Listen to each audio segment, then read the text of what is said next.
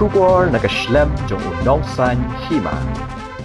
Ka Jingmi ka kerteng jong uba Nathaniel Ramai uba Ïakhun jong MLA berim ka Soyong constituency uba HDR Lyngdoh bam kuai haduar ublay. Kum kirtong ka seng kongres banyak kuning election MDC ka bala penkindit hi threat yang baru akibat ba ka Soyong constituency. Kini ka Jingmi ka kerteng uba Nathaniel Ramai banyak kuning ka seng kongres na Soyong nongspung constituency ha ka jingpen bana kerteng ka seng kongres menta ka sngi kala pa porthai bakaladun ka Jingiapher Jingmut hapadeng uba Nathaniel Ramai bat UMLA ba menta na ka seng UDP uba Senshar Lyngdoh uba de persa jong uba HDR Lyngdoh.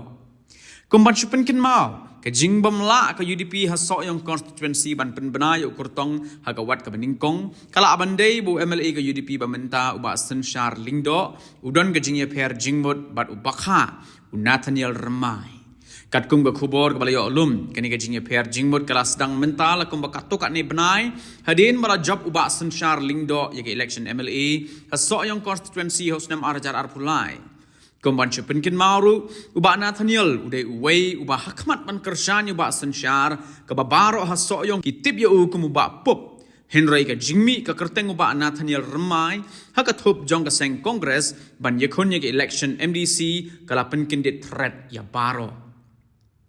Kumban penkin mau biang uba HDR Lyngdoh UMLA malakhlat na Soyong constituency ula job bonsi na ka seng kongres Henry ha election MLA hosnem arajar arpulai ule Ïakhun ka seng UDP